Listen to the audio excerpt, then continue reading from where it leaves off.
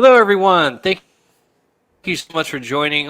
Thank you for watching. If you're watching on YouTube and listening, if you're listening to the podcast, I have a amazing special guest tonight. He is Carlos, also known as Because I'm Carlos, which makes it easy to remember, I suppose. Great YouTube content creator. Been in the hobby for a while. I really enjoy his channel and really enjoy his chats that he does on his channel frequently.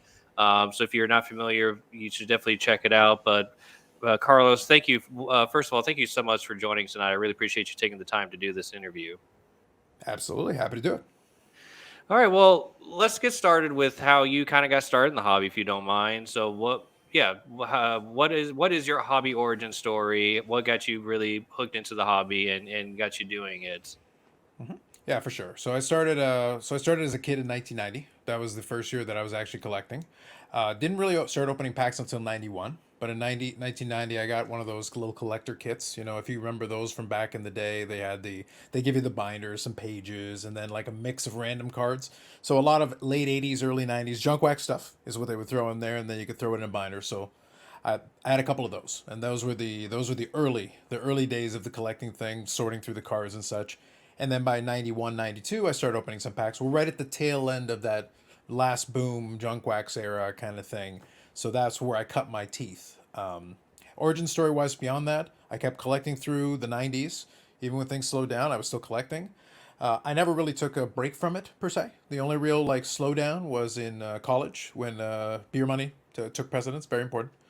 But by that point, eBay was in effect. I had an eBay account going back to 98. So I started very early on a lot of this stuff. But what that meant was slowdown meant was I would still, on the weekend, go and kind of troll through eBay. Again, these were slower times. So I'd go trolling through eBay. And if I saw a couple of things here and there, again, small dollars, nothing crazy. But if I saw something that caught my eye and I was able to win the auction, I'd have it shipped off to my parents' house. And then when I got a chance to go visit, go get food and other thing, there would be a small stack of envelopes waiting for me. So I never really backed away from the hobby. I just kind of kept chipping at it over time. So it's been 33 years now. Wow, awesome. And so you've been primarily a hockey collector, correct? Specific player collectors. The way I would put it is I don't collect the sport per se. Because even a lot of people are like, oh, but you collect this thing and you collect this. I thought you collected hockey. It's like, no, I collect a couple of players in hockey. I do have a fair number of hockey cards, Canada, so it makes a lot of sense. But no, I cut my teeth first in baseball. Baseball was actually where I started a lot of it, even though some of the player collections. But I've got one player collection in hockey that I'm known for that I've done for a long time. So this gentleman up here, that's my main one. But I'm a player collector predominantly, and I've got some projects that I work on otherwise, a few sets, but it's predominantly player collecting for me. Okay.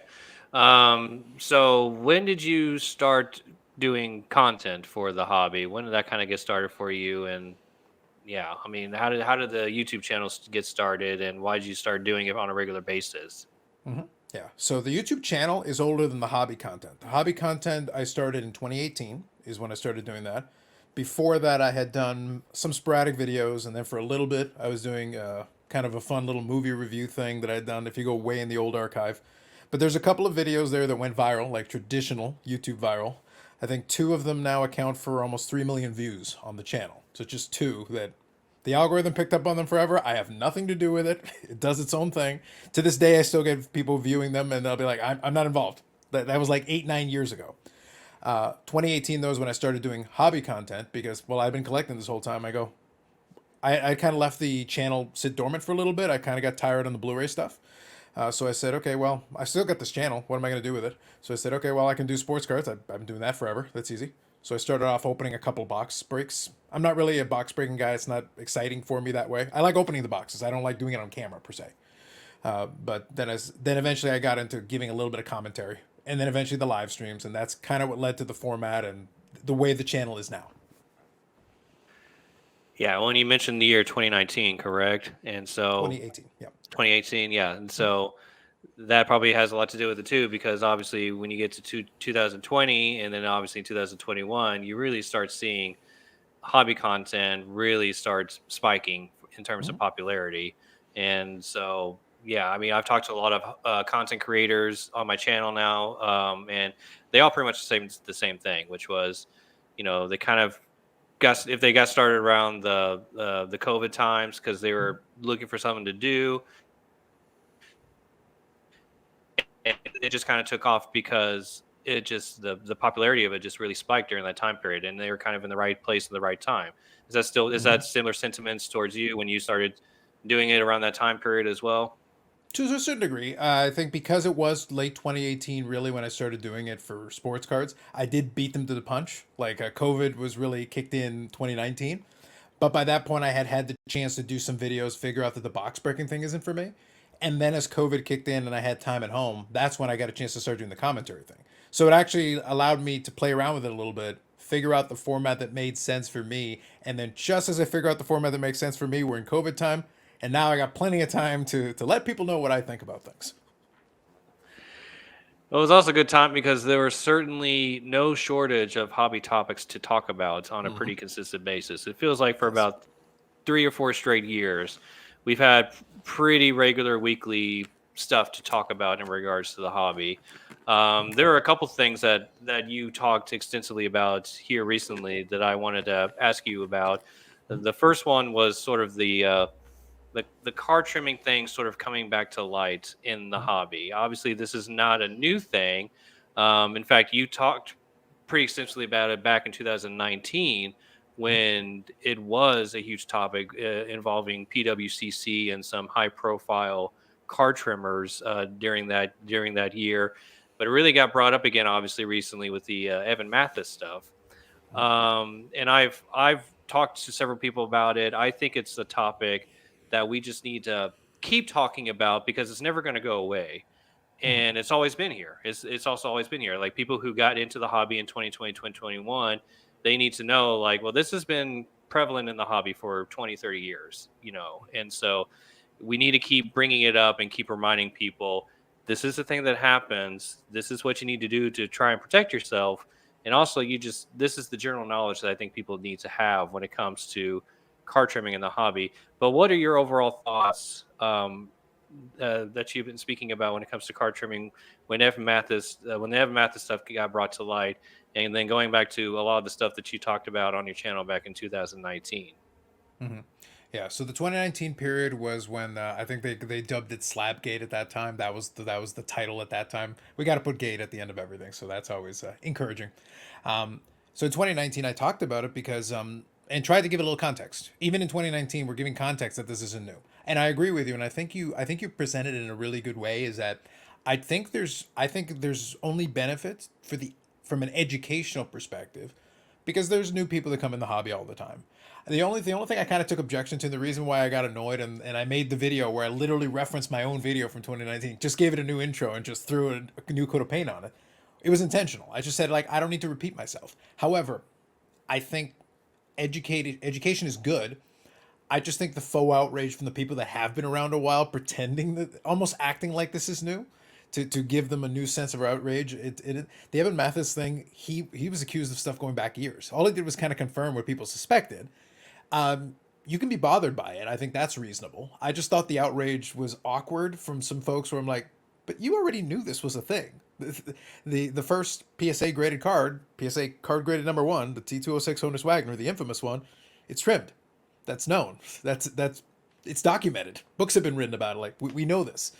And well before that, trimming didn't get invented yesterday. That wasn't a thing. It's been ongoing, and as long as there's a financial incentive, as long as we'll pay a premium for a nicer looking card with sharp edges and corners, there's your incentive. If the cards were worth nothing, there would be no reason for these people to do these types of alteration. We just talk about trimming, but recoloring, rebacking a T206 or a vintage card, like there's a million alterations and formats, smoothing it out and flattening it and doing all these things. A lot of these techniques are old school. A lot of them have been going on for some time. When Evan Mathis made a video, what effective he did, he just showed you one method to do one of these things. And some of the better doctors have been doing it forever, and they've got things that blow that out of the water in terms of technique and ability.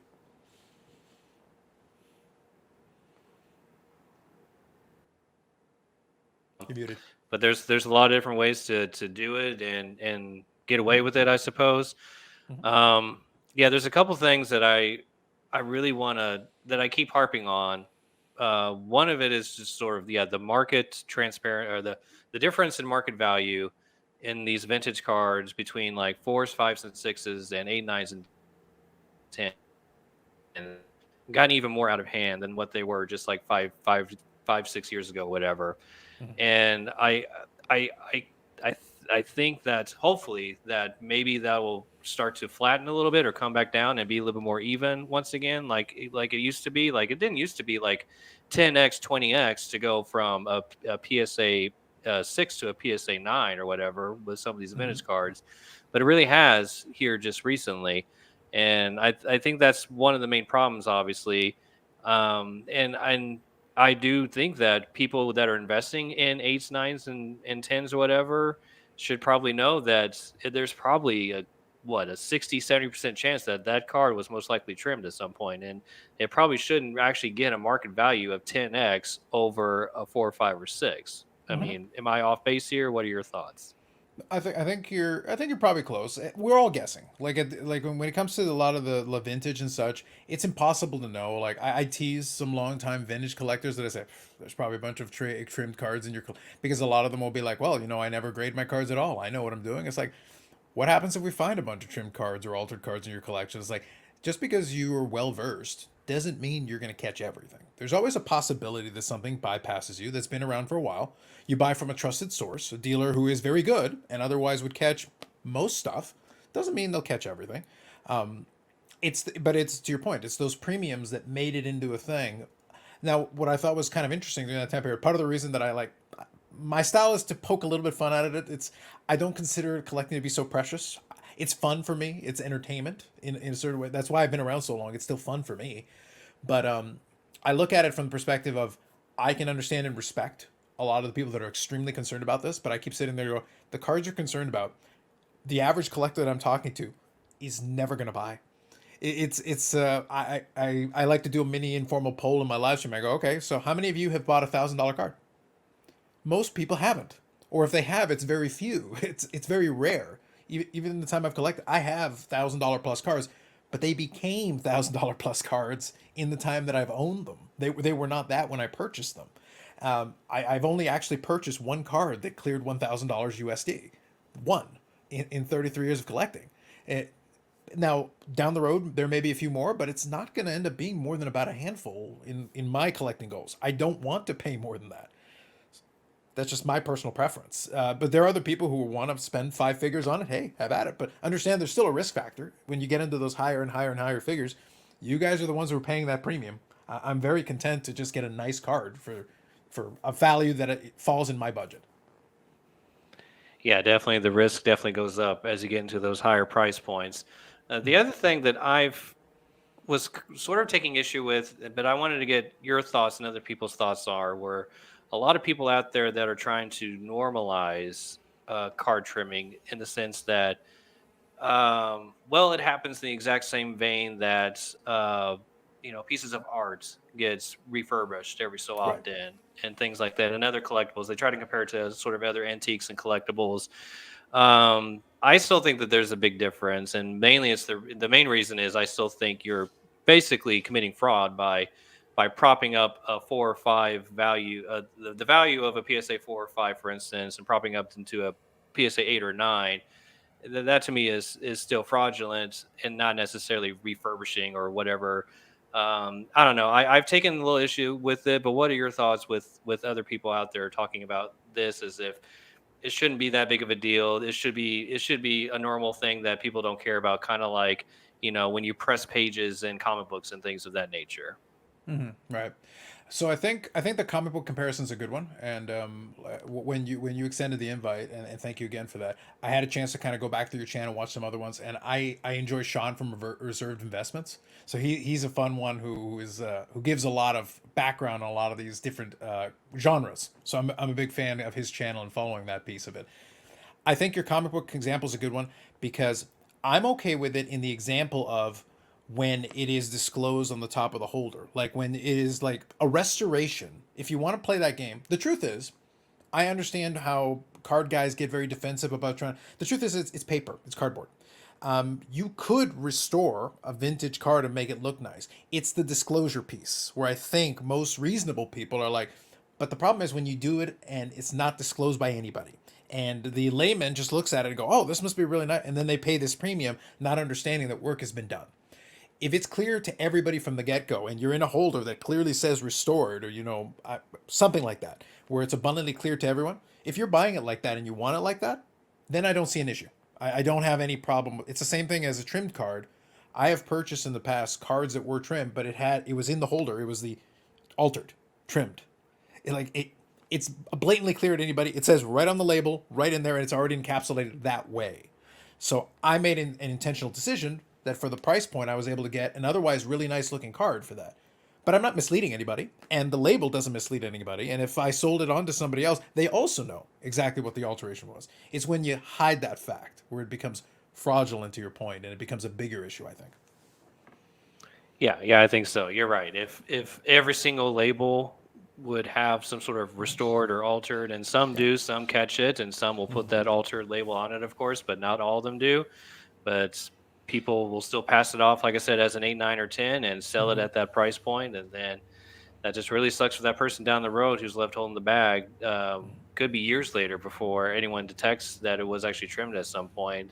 So that's what I still take issue with. It's just like if you're paying that price point of an 8, 9, or 10, and then down the road it turns out it was altered, and then all of a sudden that price point drops 50, 60%, maybe even more, then yeah, that's really wrong in every single case. And like you said, other collectibles, there's some sort of disclosure. Like if you do restore an art piece, then you know that that art piece has been restored in some fashion. If a coin has been cleaned, you usually know on that label that that coin has been cleaned or processed or something. But cards seem to be kind of behind that in a lot of areas. Like I said, some of the grading companies try, but there's still a long ways to go. It seems like from what other collectibles do in those instances. Yeah, for sure. I think part of it, and this is one of the fun reoccurring themes that we'll have on the live stream and some of the videos and things, is that, and this is something I discussed with some of my friends who have been in the hobby also a long time, is that sports cards, we're about 30 years behind. Coins is a good example because coins has been around a long time. They were doing third party grading long before sports cards was. Like you could almost take coins and be like, just look at them and understand that they're, even though it's for old people. I like coin collecting. I have some coins that I collect but relatively minor compared to other things. I can only focus on one thing at the same time. Only so much money to go around. But the truth is, they're about 20 years ahead. They've experienced some of these things already. Some of these big controversies. They've literally lived them on a grand scale. In the 80s, you had this huge, you talk about this influx of money into the hobby we had during this boom where all this institutional money suddenly showed up. That's called the 1980s in coins. You had the Goldman Sachs and whatever create like a rare coin division, and all of a sudden, I think PCGS has like a big chart, like a card ladder or whatever, like an industry chart. And you go look in the 1980s, there's a big old spike that then right after that we've never recovered that level. It's like that was 30 years before, 40 years before. Yeah, and that's why I really enjoy talking to Sean and other people who dabble in other collectibles, because yeah, you can almost see the future of cards, collecting with cards, when you talk about other collectibles that have been around a lot longer, like coins and comics and etc. Yeah, definitely a little bit of you know a little bit of looking into the future. Hopefully, because there are a lot of things that like coins have done, that I hope card collecting kind of gets to that point here within the next like 10, 20 years for sure. Now it's going to be very frustrating though. I think for some of those card collectors if they follow that pattern, because I've enjoyed how many of them are frustrated with Mike Baker authenticating, which I get, and they're frustrated with PWCCs. That little sticker they put on it. I understand totally, but it's like that's why I've given the references in the live stream in a couple of videos. It's like go look up CAC. Go look up CAC and coins. That's literally what they do. They look at an already slabbed coin and assign it great for the grade or a little bit above average for the grade. Could possibly get bumped up a level. That's already been there to the point that now they're doing their own grading as well. But they've still got the little sticker. That was years before Mike Baker authenticated. This already exists. Yeah, absolutely. Yeah, we talked about that obviously as well, and yeah, it's like I wonder if NBA and other things like that will catch on with cards of like sort of ways to police the third party graders, which I know sounds a little silly in concept because they're supposed to be third party and they're supposed to be, neutral and all these things, but they need some policing because of all sorts of reasons. Them getting to bed with auction houses. PWCC once again was a pretty big name that was involved in that 2019 car trimming scandal. There's a lot of reasons out there to have things in place that can police the major players in the industry. And it all kind of goes to a more of a regulated hobby, which is something that I kind of think we need to start leaning more towards, especially as we get into even more e-commerce sites and things that keep popping up where almost people can go on and start selling brake spots and all kinds of things. And, there's got to be a way to regulate those things, at least to a small degree. Now, one thing I'll add there, and I don't conceptually disagree. I think the regulation thing is going to be tricky. That's always a tricky conversation, and it's nuanced, but it's definitely a conversation worth having. The only tricky part, and I use the Mike Baker one because again there was an analogy to coins, an easy link. The issue is that Mike Baker, if we go in his background, Mike Baker was involved with PSA for the longest time, and I believe also GAI. I could be mistaken, but I believe it was a GAI as well. Well, the thing is, he's got a bit of a sketchy past too, because he would have been one of the lead graders. So the problem is, you've got a CAC type thing, but the brand and the name associated with it is. So are you sure that the person who should be policing it is a person who a lot of people look at as almost somebody who allows certain activities to go in under their watch in the first place? Are they necessarily the most qualified, even if they've got the history? That's where it gets a little bit interesting and a little murky. Yeah, and then of course it's like, do you ever truly trust the PWCC labels, because they're putting it on labels of things that they're selling on their own site. So of course they'll prop up a bunch of things that they are selling on their own auction platform. Yeah. Okay, so the other scandal that's happened here recently that I wanted to ask you about, a really kind of bizarre scandal, bizarre in the sense of how much fire has come from this, how much heat has been generated from this topic, is the sports card radio versus chasing cardboard, I guess is the best way to kind of label it. When Sports Card Label called out Chasing Cardboard because they sold this rock autograph, it was an on-card sign after the fact autograph that they sold on their eBay store. It wasn't authenticated, no COA, no authentication whatsoever. Somebody bought it, and then after they bought it, where they didn't actually complete the purchase process, they won the bidding for it, and then they submitted it to the BGS. Like, you can submit just a quick approval thing on their website, and the approval thing said it was most likely not to be authentic. It's usually the way they word those things on PSA or BGS. Yeah. And so they got cold feet about it, asked Chasing Cardboard to cancel that order, essentially, whatever. They relisted, Chasing Cardboard relisted it on their eBay store. Didn't say anything still about the fact that it hadn't been authenticated yet.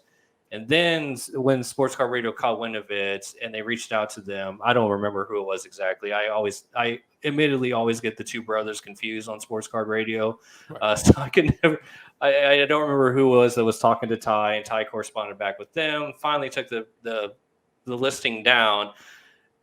And then the floodgates sort of opened in terms of once Sports Card Radio started talking about it on their channel, and then Chasing Cardboard responded to that, and we can get more into their response in a minute. It just opened up the floodgates, it looks like, for almost everyone in the hobby to have an opinion about this, want to express that opinion. It's been a little wacky these past few days, it feels like. So to talk about it from your standpoint of when you kind of caught wind on this, and sort of your opinions on it, and when you went on live and on your channel and started talking about what you started, some of the points you hit on this topic. Right. So this is, I feel like there could probably be other genres of collecting where this type of thing could happen, but I feel like sports cards is extra special. We'll always be willing to do this to ourselves. It's very entertaining. So I caught wind of it fairly early on because I saw the Sports Card Radio thing, because I hadn't paid quite close attention to it. I'm familiar with Chasing Cardboard. I've watched the channel. And in my video, I tried to be very honest in the fact that I think it's a very nice channel. I think they do a very good job. I think it looks good. Again, not for everybody. It's like an American Pickers thing, whatever. But production values are fantastic. Like, it's a well-produced show. It looks like a TV show that you can get free on YouTube, and I think that's fantastic. Now, I didn't never know. I've never talked to Ty. I'm not familiar with him, but I am familiar with Mike, baseball collector. I've had him on my channel. I've chatted with him a number of times online and offline, kind of separate from the conversations. So I am familiar with him. But when they did this, I had no interest whatsoever in following it up. I was quite content to just watch it. I had popcorn ready to go. I had my bowl. I was enjoying it. It was fantastic. I can watch it and just enjoy it. I don't have to be participating in it. But then Ty from Chasing Cardboard made a response video, and I don't do it all the time. But part of the fun for my videos, I joke about Snarky Carlos. It's like it's all you did is you put a beach ball in there, not even like a softball, just a beach ball. Like I can't miss it, and I got to swing at it because it's like, well, you made this too easy for me. Now I can have some fun. Even some people criticize, like, well, if you don't care about it, why you it's like I can get out of bed and make a 30-minute video, man. Especially if you make it entertaining for me and I can have some fun with it. So I played the video in its entirety and tried to give a little actual context beginning and hopefully I did. I gave some actual information along the way. But of course I made fun of it. I snarked on it, and because the actual I understood what he was trying to do. He was trying to do something where he was trying to kind of defend his reputation. He felt attacked. I understood that. But I also am familiar enough with Sports Car Radio, and I've had a little interaction with one of the brothers. I believe the same one who did the video. I've had a little interaction with him, but in the interaction I had, it was fair. Like it's one of those things where if you have like a civil conversation, you can have it, but it's one of those things where you got to understand that they will make their video regardless if they feel like there's enough there to make the video. Because again, remember this is a $60 card. It's not like is it a big deal in the grand scheme? $60. That's smallest of small potato. This should not have even been a thing. We shouldn't even be discussing it 10 minutes after it happened, let alone days. But as soon as he made the video, spent more than 2 minutes of the video talking about everything else, giving a promo for Chasing Cardboard and doing everything, and then in 7.5 minutes never really took any accountability, and in the end made it into a giveaway promo if you give us your email address so that we can participate in it. I'm not surprised that people didn't react well to it. And I gave the analogy about taking a small ember, shoving oxygen into the room to turn it into a gigantic fire, and then wondering what happened. What did I do? And I don't feel like Ty ever really felt like he was in the wrong. And at the same time stated explicitly, if I'll admit if I'm wrong, I said, but you didn't. And then from my perspective, I made the video. I had my fun. It did very well for me on the channel relative to that type of video because people were into it at that moment. Then I did my live stream on Friday. So I did the video on Friday, and it had already taken off. But then we're going to do the live stream on Friday, and hours later, so people tuned into that, to hear some additional conversation about. I brought some more voices in, some of my friends and associates to give their opinion, give their 2 cents. And Mike Baseball Collector was watching, and he wanted to come on, so he came on to chat, and he gave his side of it, not speaking for Ty, but speaking as somebody who knows the guy and who is business partners with him, to give a different perspective. To his credit, I give Mike his credit. So, Mike, like I said, I respect that Mike has very strong opinions and convictions, and I have no problem. He's always welcome to come on anytime he likes. In this case, obviously, he wanted to come on and chat about it. I was happy to give him that forum to give his piece, and we were able to have a good civil conversation about it. We didn't agree on a lot of the points, and in the end, though, he conceded, in his opinion, in our discussion, that may not have been the best way to go about it, and relisting it was a mistake. And I think most reasonable people agree it was a mistake, but then it's what you do after that. The video response was a very poor decision. And then several decisions since then have also been kind of poor decisions. And that is why we're on a Tuesday still talking about something that happened midweek last week on a $60 card. Yep. You said it correctly. With only in this hobby, it seems like, and a $60 card turned into such a big controversy and something that people are still talking about almost a week later. Mm-hmm. And then that's the thing too about this hobby is a lot of these controversies that pop up usually get forgotten within a week or so. So yeah, in most cases, it is probably best not to even really, certainly not to do that big video follow up. Make a social media statement about it or something, and then just let it go away on its own, because most things usually do in this hobby. But yeah, I do agree. I don't think that follow-up video was a very good idea. And I do want to state also, like you said, I am a fan of Chasing Cardboard. I think it's a great channel. I think that it was a great thing for this hobby to have a show like that with that type of production value, to be out there. I too have had Mike on my channel, and I really enjoy talking to Mike, of course. And I Mhm. certainly think he's a good dude. I don't know Ty personally either. He certainly seems like a good dude and all those things. So all this conversation shouldn't really be about his character or anything like that. But you're right. A lot of what you do in this hobby, especially when you own like a legit business in this hobby, a lot of how you react to things is really important. And I think that Mhm. video, unfortunately, was the wrong idea. Um, and to do the whole giveaway, to go with it, to just try and like, I don't know, it almost felt like just a marketing ploy at that point and just a Mhm. tool to increase their eBay subscriber lists and things like that. And then the most shocking thing to me was when they just pulled out that Ty Cobb auto and they were like, "Oh, we also have this that will go ahead and authenticate now as well." I'm just then they're thinking, "You had a Ty Cobb auto, you didn't want to authenticate until this happened." Mhm. That's a little bit of that's pretty bizarre. You know, I was very interested in this because I deal a lot in vintage basketball autographs. Mhm. So I'm in that world where I'm buying and selling a lot of these autographs, and a lot of them are raw that I do buy and sell. A lot of it is done, of course, privately. A lot of times when you get into the world of dealing with vintage autos, especially, you tend to find people that you're comfortable dealing with and deal primarily with those people as opposed to trying to do stuff through an eBay platform or any sort of public auction platform. Mhm. It's generally not a good idea to do that anyway. And so I was interested to see what was going to happen when you had a pretty prominent company like Chasing Cardboard having this sort of controversy when it comes to trying to sell a non-authentic autograph.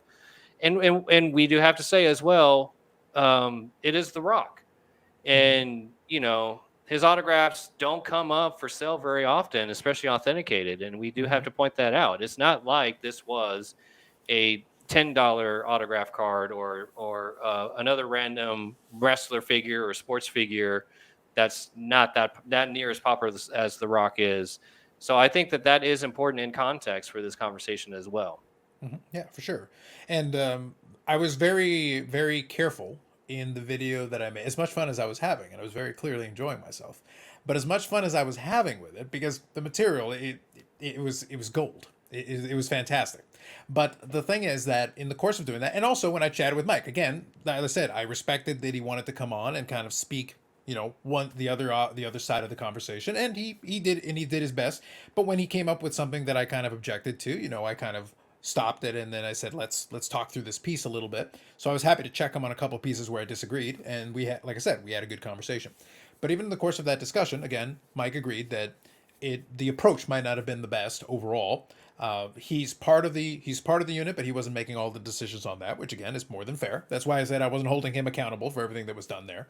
But at the same time, the question becomes, so the counter argument was, I was like, well, buyer beware, caveat.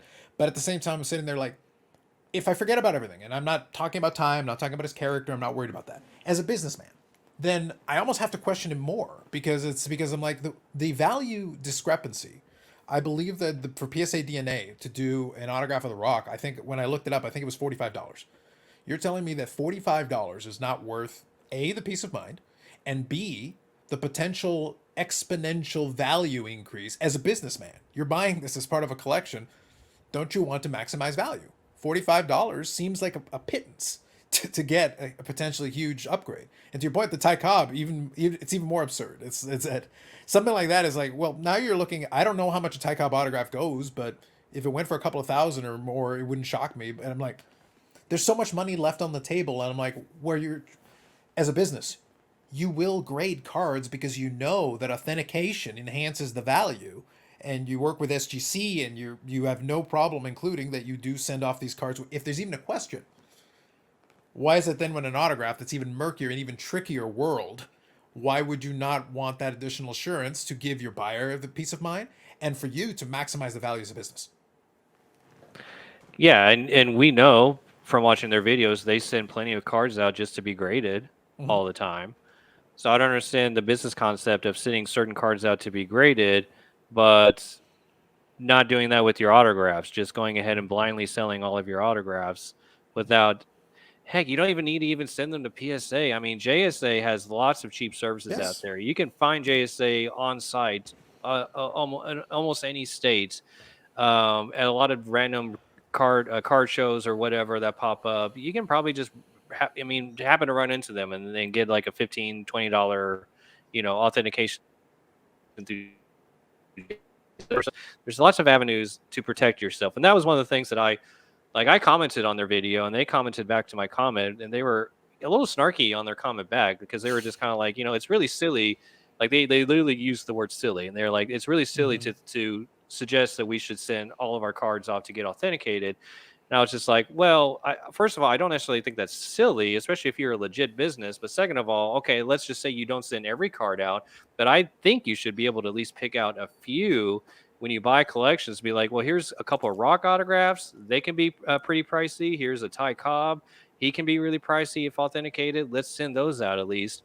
And I've also just been trying to make the point of like, in my opinion, you leave yourself very vulnerable as a Mm-hmm. seller if you do that through eBay. If you just post unauthenticated stuff on eBay, I like to say, eBay buyers is like a box of chocolates. You never know what you're going to get. Mm-hmm. Um, and literally, and this was a good example of literally all people have to do now is take your eBay link, send it off to PSA, or take a snapshot and send it off to BGS for their quick opinion. And you're probably not going to get those quick opinions coming back in favor of the autograph in most cases, because I think Mm-hmm. those companies are going to be very conservative when it comes Yes. to authenticating things just through a link or a screenshot. We all know that. And Mm-hmm. honestly, that's why I don't really use that service, is because I do kind of think honestly it's kind of a waste of money. But people can use it, and they can come back and say they said it's not likely to authenticate, so I don't want to buy this now.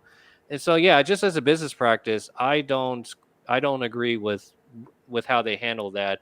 If you have people that you regularly work with, regularly sell stuff to, that don't mind buying authenticated autographs through you, and they know the risk involved in that and are worth taking and are willing to take that risk, that's obviously one thing.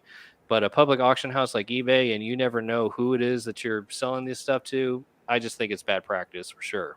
Mm-hmm. No, for sure. I think I agree. I agree that if you want to try to do that in a private deal with somebody that's comfortable taking the risk, I think that's fair. The other point, and that was part of the conversation that I had with Mike as well, is that to your point about you making a comment and getting kind of a snarky response. Again, I'm the last person who's going to question snark. I love me some snark. This is what I do. But I came from a customer service background. I did customer service, and one of the greatest and funniest things, and just give you a quick story, is that the Because I'm Carlos name started off when I worked in a call center. And it was a bit of a gag because I was doing escalations. But the people that worked there with me thought it was hilarious that I was doing escalations because Snarky Carlos is pretty much normal Carlos. I'm a bit ornery. But I joke with my buddy is that when I'm on the phone, you get to hear customer service Carlos, who's a much nicer person. He likes sunshine and rainbows. He's a very pleasant fellow. He's not me, but he's a very pleasant fellow. You have to understand the context of what you're having a conversation on. You're not necessarily a customer. But in this case, unless you were being disrespectful or rude, and even then, it's social media right here. As soon as we got to this point, you've opened up a can of worms. Like I said, that video opened Pandora's box, and now everything that you're going to get. So you're going to get some people that are going to be extremely rude, and they're being extremely rude to try to provoke you. So forget everything else. They're going to be rude to try to provoke you into a response that you probably shouldn't be giving. So I teased Mike. I joke with him a little bit. I said, "It's like, for a nominal fee, I will give you some consulting advice on your PR because this isn't working for you." That was on Friday, and since then, I can say that the video, the comments got turned off. That's gone. Yeah. Now I will add one piece. I'm undecided, so I'm gonna share this with you now. I don't know when this is gonna air, but I'll share this with you because I have it. I was trying to decide if I wanted to make a follow up video because the description in the video when they initially turned the comments off, if you look at it today, it's one line talking about stay tuned for the update and whatever. But I can tell you that overnight there was a different message. It was a lot more snarky, and I might have a screenshot of it. A little bit different. It's Well, probably not the message I would have sent. yeah, and the original title or the title of the video is a little bit snarky in itself too, I Mm-hmm. would say. Yeah, yeah. But I'm just saying, after they turned off the comments, there was a description that referred to some of the folks as minions that that we're ruining this coming in here, and so it's like, and like I said, I have that screenshot because I saw it, and then I said I bet it's gonna get changed, and then by early Tuesday morning, it was down to that one line that was much better. It was just very to the point. But the key point is this: I don't care what he wrote. It's very clear to me that someone, and I won't accuse Ty, I won't accuse any specific person because I don't know who's writing the descriptions. I have no idea. But the snarky response you got, the snarky description that I have a copy of. Like I didn't feel like piling on, but at the same time I'm like, it's like you not learning the lesson here. The lesson is very clear at this point, and you keep adding more to it. And imagine if some of these other folks did catch it as well. I can't possibly be the only person who saw it. And if I see a video coming in and somebody else saw the exact same thing I saw that I have the picture of, it wouldn't shock me if there's a follow-up video and then another follow-up video and then another follow-up video, and then the Sports Car Radio guys now saw Bob Gibson that had a COA that was ridden by like a 5-year-old. And it's like as soon as you open this door, now everybody is going to look at everything you did with a fine-tooth comb. Like forget everything else. I'm just free PR advice to anybody in this situation. Don't make it worse. At a certain point, like if you had just stopped, my advice would have been over the weekend. If you insist on turning off the comments, given the replies that they were giving, maybe that might be defensible in this instance. Maybe responding is a bad idea. Maybe turning it off to protect yourself is not. You're not going to get credit for that because the next video you make, people are then going to criticize you for turning off comments, guaranteed. But given that you're replying in a very poor manner to a lot of folks, regardless of whether it's warranted or not, maybe it's a good idea not to respond anymore. Maybe you need to take the weekend off, reconvene, and as a team, decide to do something else because this strategy isn't working. Yeah. And yeah, overall, I think it's interesting and important to talk about because, like I said, how you react to things is vitally important, and in most cases, even more important than the controversy in itself. Um, you know, this isn't near as big of a deal, obviously, as like Watergate. Speaking of another gate, but a big reason why this is no deal. This is the yeah, dumbest thing in the world yeah, to be stuck creating a multi-day news cycle on that, and every time there's an opportunity for it to get turned off, you turn it back on. I don't yeah, understand. It makes no sense. yeah. They could have ended this the day that it happened by just making a social media comment of saying, this was brought to our attention. We made a mistake on this listing. We shouldn't have relisted it. It was our fault. We will look they can say we can either look further into this or just say we're taking it off eBay and we're not putting it back on. And that could have just ended it right there. We Unfortunately, will they look didn't do into it that. is my favorite phrase in the world in this instance because it's non-committal. Yeah, It's not promising any specific resolution. It's just saying we will look into it. yeah. That's It it. doesn't. That's a great Doesn't really answer. Fantastic. doesn't really mean anything. And you know what? They could have taken it off eBay, and I bet you they could have had somebody probably would have reached out to them privately and be like, "Hey, I saw that rock thing. I'm really interested in that. I collect rock autos or I collect wrestling autos. I'm very familiar with them. I'll buy that from you privately. Yada yada. That stuff happens all the time.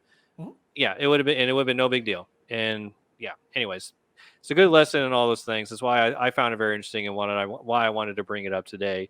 Cool.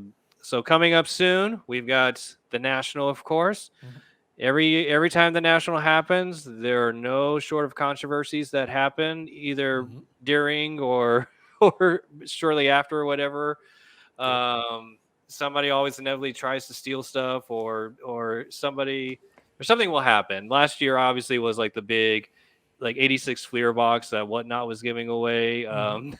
that had the That was a good one. baseball Yep. card exchange authentication that was very suspicious when Mhm. people started opening the packs. Mhm. That was fun to talk about for about a week after National last year. So Mhm. it's gonna be interesting to see what happens out of the National this year. Don't forget the Beckett botch rollout. Yeah, I mean, That was there's a a good one. I lot. like that one. That was a good one.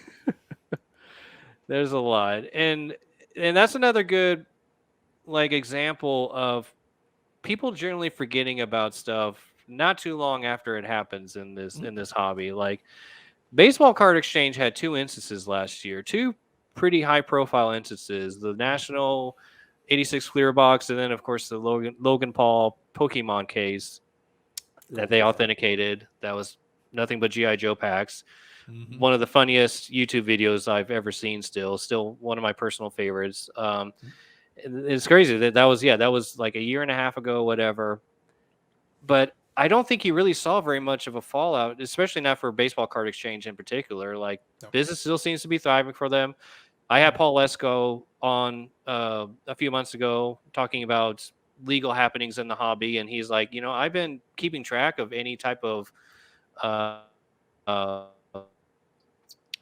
legal filings coming up against baseball card exchange or anyone else involved in that, and nothing has really happened from a legal Mm-hmm. sense. So Mm-hmm. it seems like it's been pretty much forgotten, and baseball card exchanges, they seem to be still doing fine. So I think that's just, like I said, a good example of, what, a lot of times people just kind of forget, and maybe you shouldn't make it a much bigger deal. What were your thoughts when all that stuff happened last year with baseball card exchange?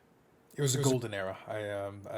You may be getting the opinion of me that I seem to enjoy when companies make disasters of their own thing, and I get to sit back and cackle. It's probably a character flaw on my part. I'll fully concede that, but no, I enjoyed it. It was for somebody who does a weekly live stream that talks about newsworthy topics or topics du jour. I might have made a video that I included in that live stream where I was able to hit the button, replay that, and then got a little GI Joe bit in there. Just throwing it in when as soon as he said the GI Joe bit, I might have had a little fun with that. Is what I'm saying.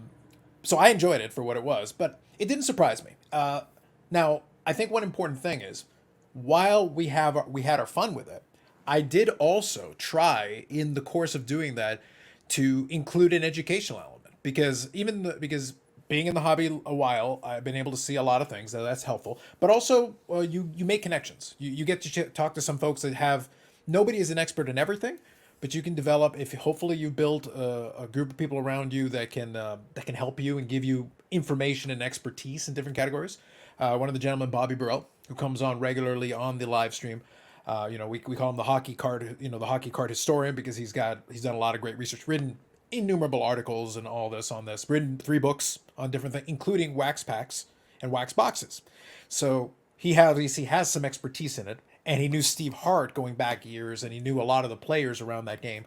So he's a good person in that moment, perfect person to give a little background. And this is the things that you have to pay attention to. These are some of the challenges in trying to authenticate a box because he has plenty of expertise in that category. Now, the reason, to your point, that Steve Hart really didn't get punished for that is, in my opinion, a couple of reasons.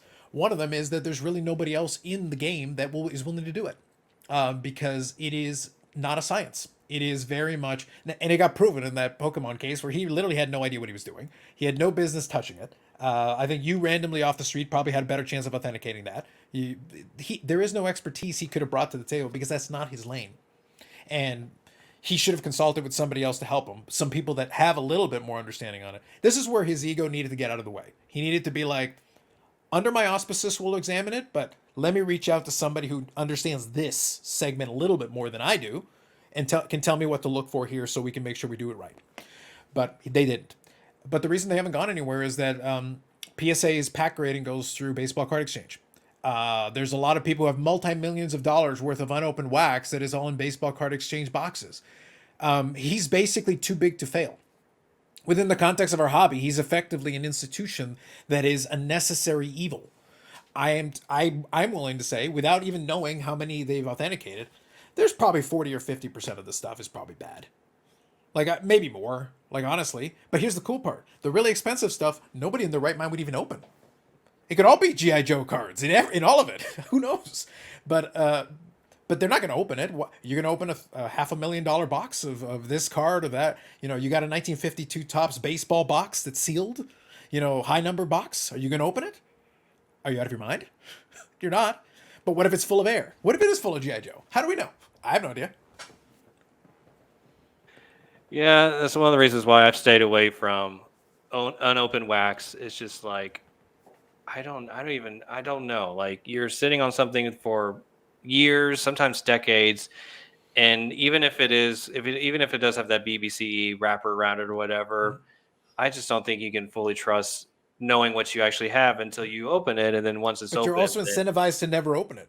With the yeah, cost escalating yeah, to the point it has, there could be people. Like I said, I'm just To be clear, I'm not claiming that as a hard number. I'm just speculating that it would not surprise me if a Yeah. great number of the items that they have authenticated are bad. Not because they're intentionally trying to do a bad job, but because I know it's really hard. And Yeah. that's why nobody else has really tried to take into the. Nobody is basically. So nobody is whooshed in to try to take his market share because they're like, I could just as easily screw this up. Even if I think I know what I'm doing, you're the only one who's been willing to take the risk who's left out of the original people who were doing it. So you know what? You're taking all the risk, but at the same time, on the really valuable items, the collector in question could sell it from collector to collector to collector, setting record prices all the way along the way. It could be bad this whole time. But the question is the only way you will ever know with 100% certainty is to open it. And if the price keeps escalating, at what point does the person say, I'd rather not know? Yeah. And I think that would be true in most cases, like you said, for especially a lot of the boxes that we're talking about, because we're talking about like 86 Fleer and first edition Pokemon and all these crazy boxes that go for like six figures now unopened, which is just insane in my personal opinion. I would never pay that price. Right. So yeah. Uh, but yeah, like I said, that's a good example of controversy that could come out of the national. So I'll be interested to see what happens this year. And are you going to the national? Or are you just hanging back and just see? My great controversy with some of my friends is that I have permanently barred myself from the national. I haven't gone to the national, but at this point, like the cost doesn't make sense for me. Also, but also at the same time is that honestly, I don't enjoy even the concept. I don't like traveling at the best of times. But if I'm going to travel somewhere, I want to go somewhere where I want to go. It doesn't matter how amazing this card show is and hanging out with the people, and I agree with that. But I think we're in an era now where we've got so many amazing regional shows. I'd almost rather target some regional shows and then go meet up with some of the people that I would otherwise meet at the national. Maybe not meet everybody at the same time, but there are some great regional shows where I could be like, hey, I'm going to be at Dallas this time around, or I'm going to be at we talk about Chip Shawana. There's a great Philadelphia one. Like there's some really good regional shows that if I can get it in my calendar for 2024, I'd rather just do that and just meet up with some people at those shows. Yeah, and there's some great ones in Canada now too. So yeah, makes sense. And yeah, and you can just sit back from afar and see what happens, and I'm sure something will happen.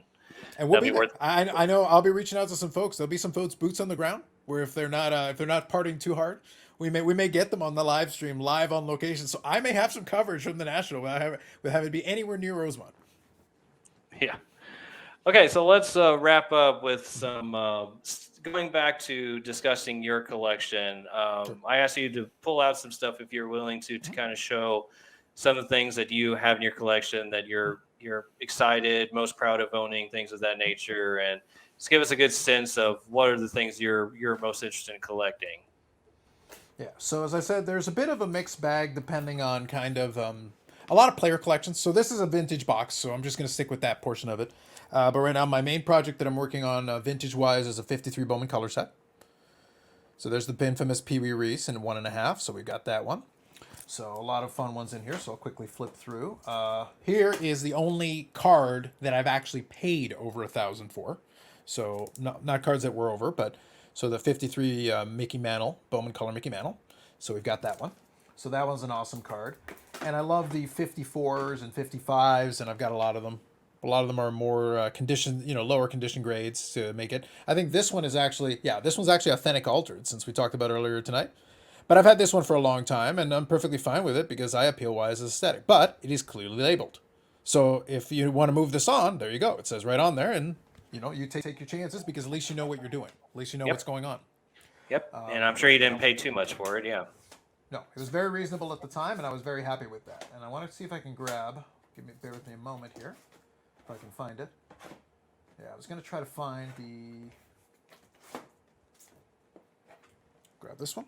It's a 54 Bowman Willie Mays. Love the Willie Mays. That's a good one. I thought I had the 53 Topps Mantle in here too, but I think it's in a different box, unfortunately. But that is one of my favorite cards, along with the 56 Topps. 56 Topps is my favorite set. Have a complete set of that. 53 Topps Mantle is one of my favorite cards right behind that. And that'll be a set that I'm working on after I finish this 53 Bowman color. Got a couple more in this week. And I'll be, I'm chipping away at that one. Hopefully to be about halfway through by the end of the year. That's kind of my plan. That's awesome. Absolutely. And so, yeah, so those are, you're focusing on the 50s because of the players that you're trying to personally collect, correct? And also, but also attract. So when it comes to the vintage ones, it's Mhm. about what sets I think are the most aesthetically attractive. I Yeah. actually like the 54 Bowman. I finished that set, so I have that. 53 Bowman color, I think it's just one of the most beautiful sets ever made. 53 tops, I love that set aesthetically as well with the paintings. So I think aesthetically, again, it's a really beautiful set. 56 is just my favorite design. So I've picked and chosen. It's not the whole 50s. It's very specific sets. There's a couple of other ones that I've got left in the horizon that I want to collect. I've got most of a 60s top set, a 1960 top set. I want to get back to that after I finish these projects. So I've got a list of certain sets that I'm going to work on, and then when I'm done that, I retire from vintage. I'm done that too. I banned myself from the national and I banned myself from vintage once I'm done those sets that I'm working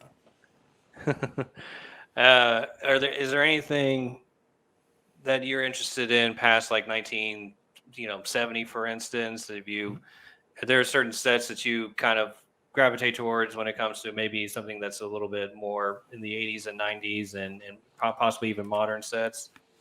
So there were a few sets that I had, but a lot of those I finished already. Just because I grew up in the 90s. So 97, 98 was my favorite year for a lot of sets, including the hockey sets and such. But I've never been like a major set collector. For vintage, it works because like I said, if I didn't like the whole set, then I wouldn't do that. And if I'm not into the whole set necessarily, I will still work on little projects here. I've got a 57 tops football Packers team set. So like Green Bay Packers is my team, so right there. And that's the Bart Starr rookie year, and also Paul Hornan. So I was very strategic about which one. I said, all right, I'm going to do one of these team sets. You know what? Let me do that one. I've got all of them except for the Bart Starr. That'll be the last one, and I think that'll be a four-figure card. That'll definitely be a four-figure card for me. So like I said, there will be a handful of them, but I'm going to be very particular about which ones. The 54 Bowman I finished, but there's also a Ted Williams variant that got pulled early on in the print run. That's kind of a special. I consider the set done because the set is complete with what was originally, fully available.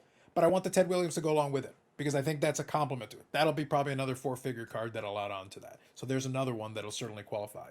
53 tops Willie Mays. I need that one for my set. I've got maybe about 30 or 40, so I've got a nice starter on that when I get into that project. I've got the mantle already, so that's a big one. But there's a few other key players that I need. But for more modern, once we get into modern, for the most part, it's the player collections. It's the players that I collect, and those are the cards that I pick up. All right, very cool. Well, thank you so much for sharing your collection and some of your cards with us. Thank you so much for coming on and talking about these topics that you've been talking about on your YouTube channel. I really appreciate you taking the time to come do this tonight. It's been an honor talking to you. Absolutely a pleasure. Thank you very much.